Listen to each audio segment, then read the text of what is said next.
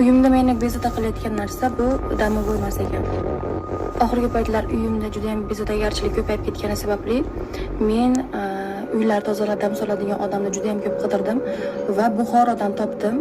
Ular uyimga keldilar, dam soldilar, tozaladilar. Ular shunaqa gap aytdilarki, uyingizda hech qanaqa domovoy yo'q, uyingiz top-toza.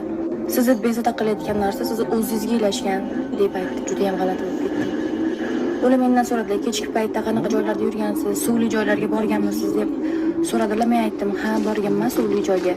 Shu suvlarda oldindan kechki paytda bemahalda yurganingiz uchun ilashgan dedi. Esinglarda bo'lsa, Vyetnamda kechki paytda suvda dengizlarda oldiga chiqib, tog'larimizni yurtib, plyajlarda joylab shunaqa qilgan joylarda kechki paytda yurishdan asraylar. Hammaga bunaqa narsa ilashi mumkin.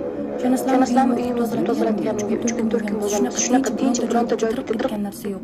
Menda bo'lib o'tgan voqealarning hammasini aytib berdim. Ba'zan